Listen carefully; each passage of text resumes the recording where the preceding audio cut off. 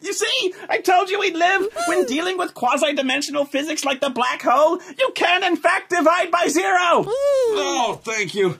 They were just getting around to making me do the DVD versions of Atmosphere. And I really did not want a mummy making fun of how old I am. Is there anyone in the multiverse you haven't pissed off yet? I mean, I've tried crushing entire cities with a giant walking battle robot, and online surveys still rate me more huggable than you. Well, you're still here. Oh, I've always been here. Anyway, I've got that thing you wanted. Nobody can see you winking under the goggles, numbnuts. Shut up. You wanted help making a Spoonie movie ever since your Patreon campaign reached that amazingly generous goal you set. Oh, thank you all, by the way. More accurately, you said, Dr. Insano, I have to make a movie, and I have no idea what I'm doing. Bail me out so I don't actually have to do any work, and I'll be your best friend. I am a complete fraud, yes, we've established this. Well, here's the movie. Got the movie? What do you mean you got the movie? I haven't even started it yet. I don't even know what it's going to be about. I'm on a frigging roll, aren't I? Instant cassette, stupid. Watch the movie before it's finished. I mean, it's way more complicated than I'm making it sound, of course, but anyway. Okay, so what's the downside? How much did you like the space-time continuum? I don't know. If you broke it, do I still get paid? Yeah. Hey, why is this on VHS tape anyway if it comes from the future? Well, I don't know. Maybe you go hipster in the future or something. Look, the computer doesn't lie. That's the gaydar. Oh, shit. You probably just opened up a wormhole into the Cinema Snob's porn closet. Probably yes, but the computer says it's the Spoonie movie. It's 100% accurate, except the parts that are wrong. But this isn't my movie. I can't just rip off somebody's movie.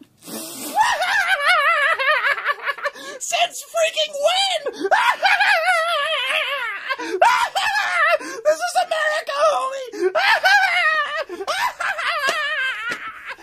I need a shower.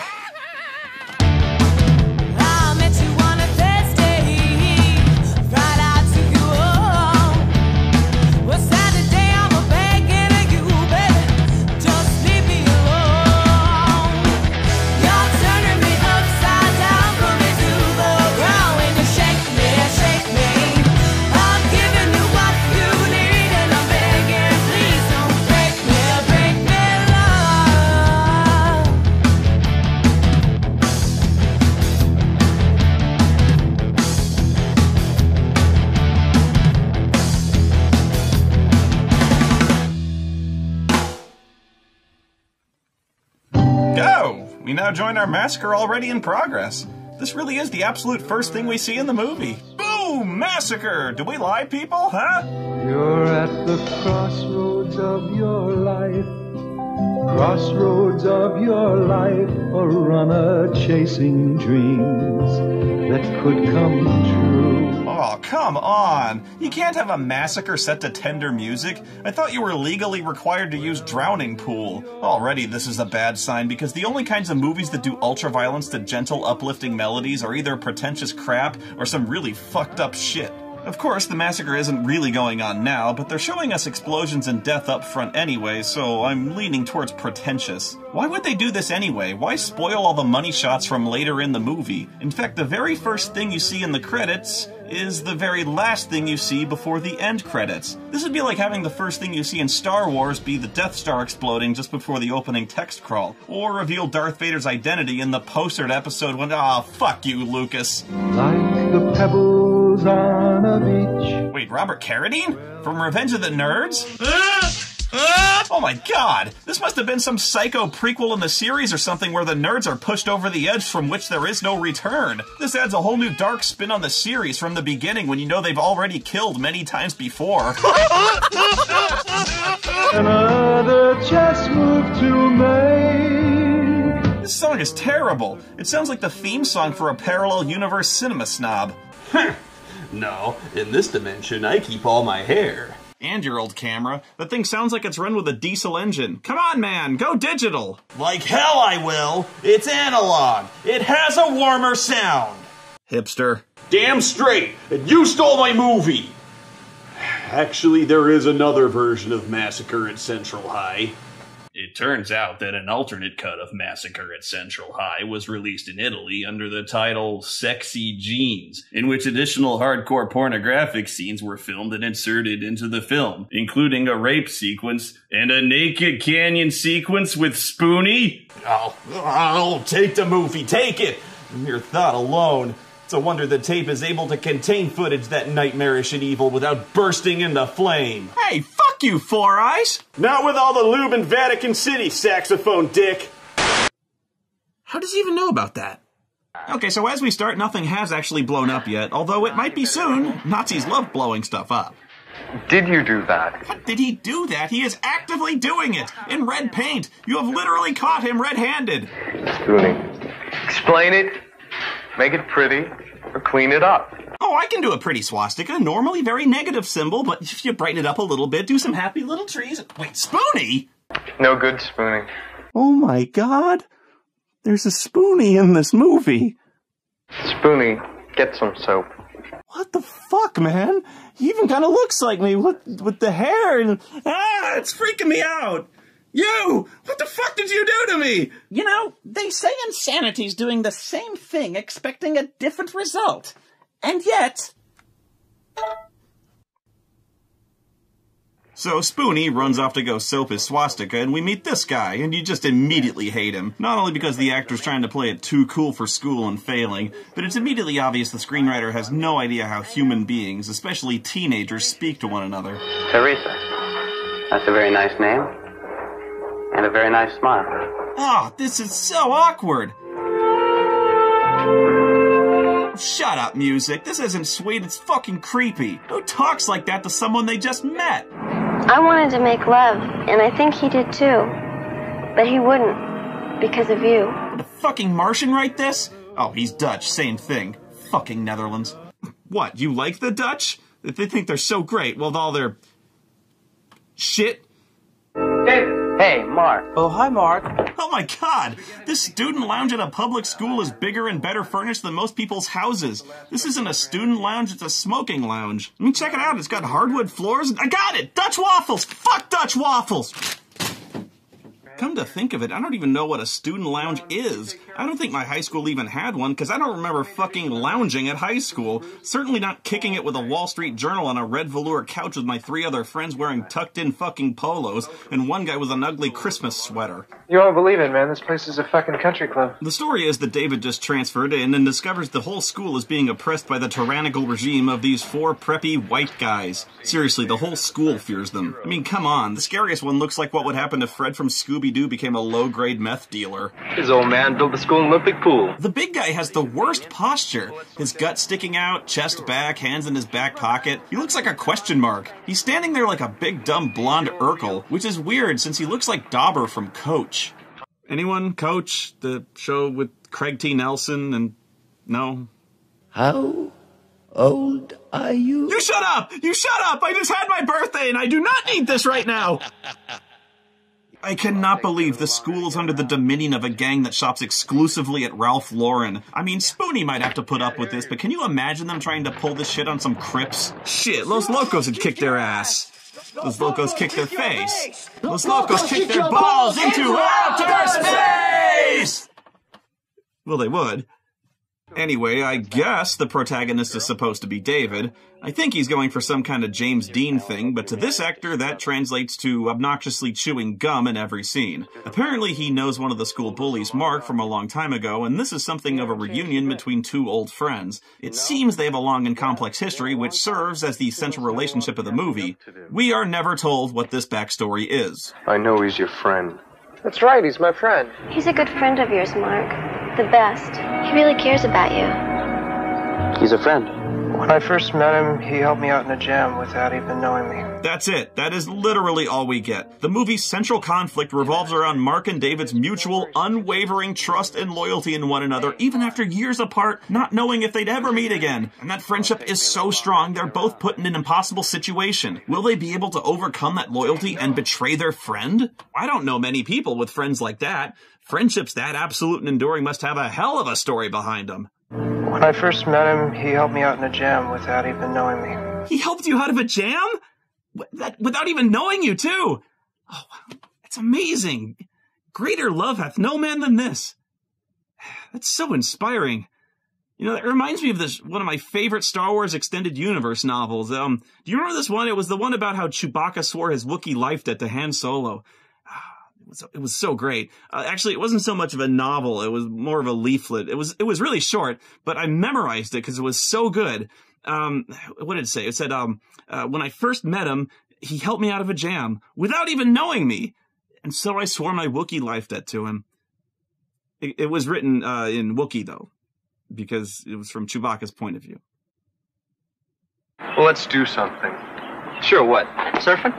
No, I'm tired of that. Ever do any hang gliding? Hang gliding? Those hooligans! But their attention is drawn to this guy Rodney and his shitbox car, and apparently the mere reminder of its existence is enough to ruin all talk of fun for the day. Fuck Rodney. Why don't we just all drive around, show David the place?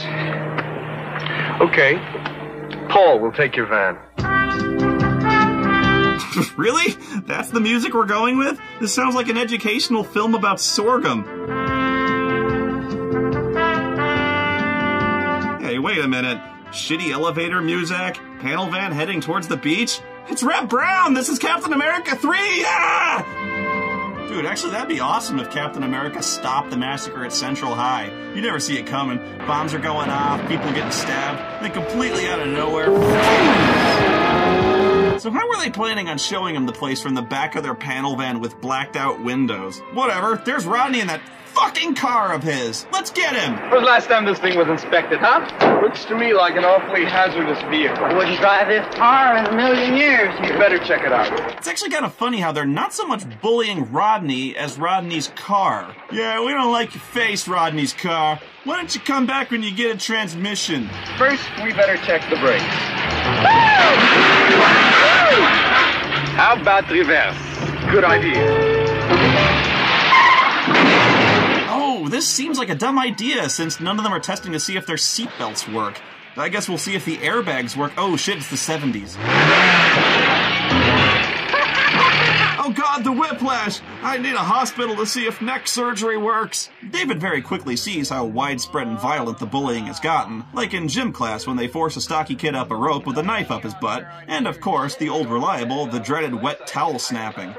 It's no joke, man. I knew a couple of assholes who could lash out wet towels like a fucking bullwhip. Well, with students being openly assaulted with knives, David does the sensible thing and informs the authorities. Well, he doesn't, but I'm sure he would if he could find one. Seriously, try and spot a single teacher in this school. But the bullying really bothers him, so he tracks down Rodney and offers to help fix his car. Hey, that's solid. And oh, this really bugs the Dark Scoobies. Evil Fred calls an emergency meeting in the Dark Mystery Machine specifically to address the growing problem of David and, not kidding, his stern, disapproving looks. He's just aloof. That's his nature. It's also his nature to butt in where he shouldn't from the day he arrived.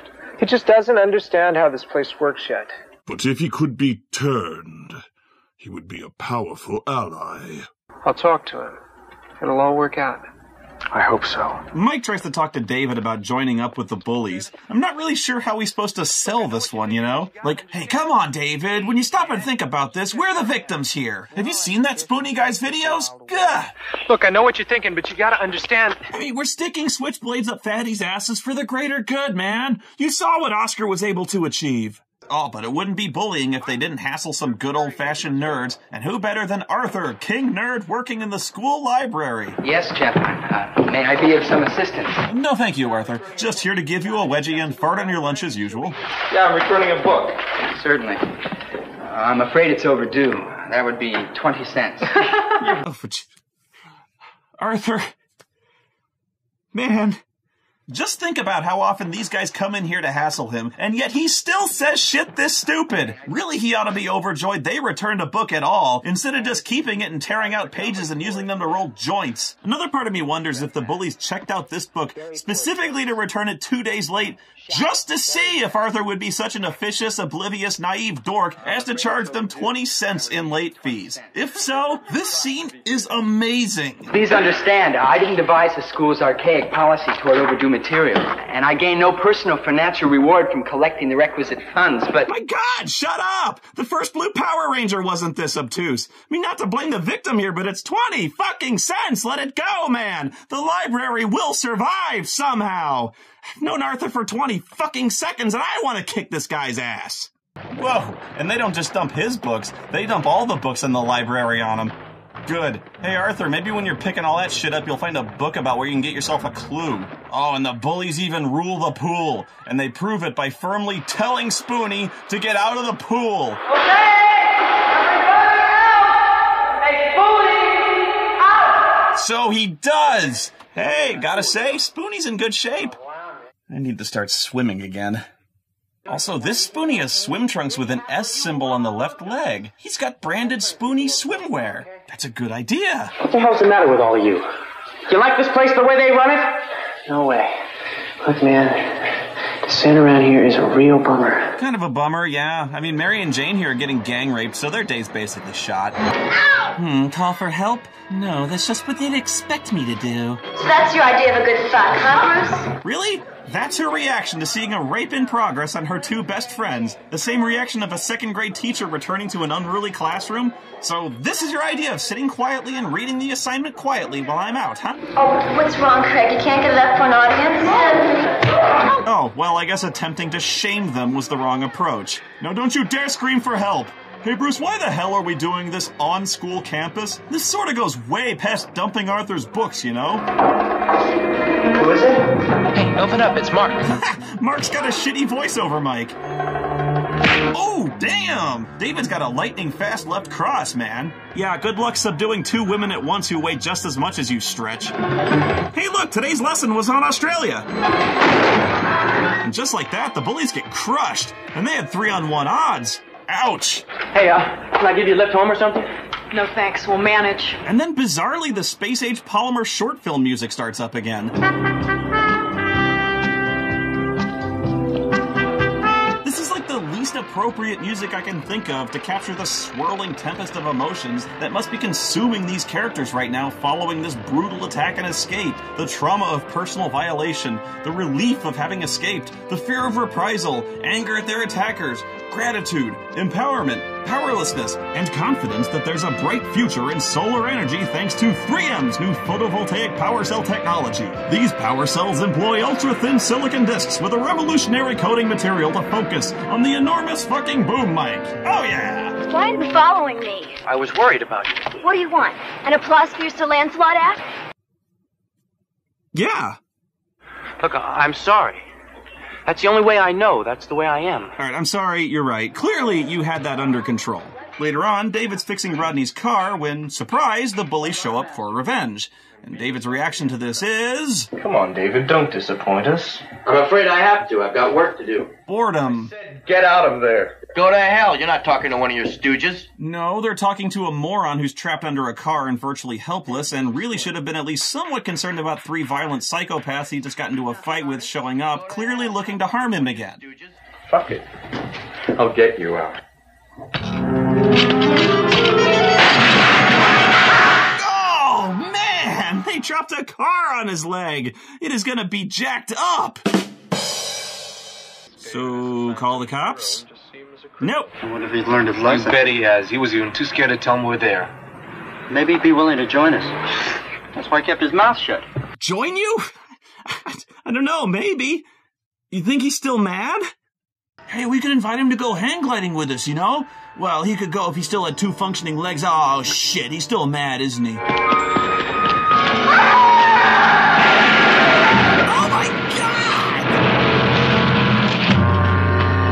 The death of Frank Stallone. The next day, David, by complete chance, sees a note from the school janitor for Craig telling him the pool is closed for cleaning that night. And just like that, he's got a plan for the next murder, and it's as simple as flipping a light switch. Shit! These goddamn idiots. What the hell happened to the lights? Oh well, who the fuck needs them?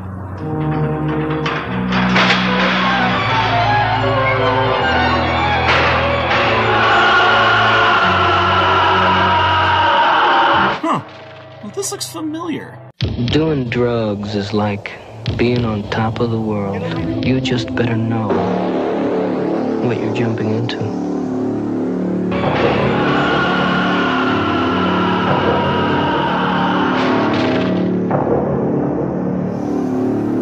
Okay, a few things. One, you're telling me that Craig is so stupid that he would go diving into a pool in completely dark conditions, even safely assuming that it's still full of water. There's all sorts of other pool shit that he could break his crazy neck on that may be floating beneath him. Two, David's entire plan hinged on Craig not just, going to turn the lights on, or noticing there's no water in the pool, or going home. Three, actually, it hinged on David just happening to find this note on a bulletin board, this one tiny folded half-page note from the janitor saying the pool would be closed. Not drained, closed. And the note wasn't for the entire school, by the way. It was addressed only to Craig, because fuck the other students, they can go jump in an empty pool like fucking lemmings as far as the janitor's concerned. But what are the odds Craig would have actually seen this? It was folded in half, and I'm sorry, but Craig doesn't exactly seem like the bulletin board checking type. Shouldn't the janitor have left this on the doors of the actual pool area where everyone going in could see it and not die? Like this?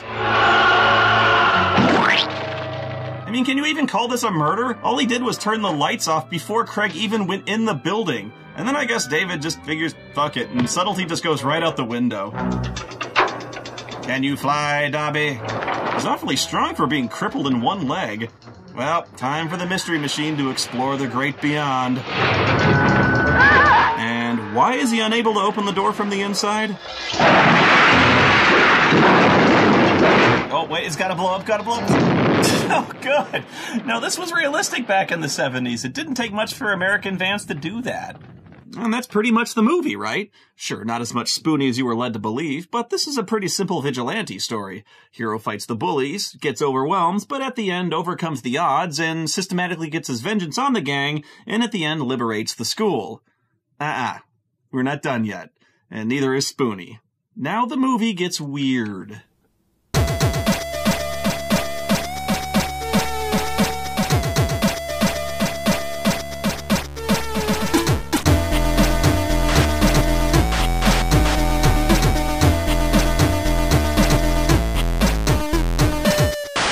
Will he be coming back to school? I suppose so. Is it a permanent injury? Must be. It was my car. Cast iron Ford's really heavy. Oh, yeah, heavy. Bruce, the guys are coming.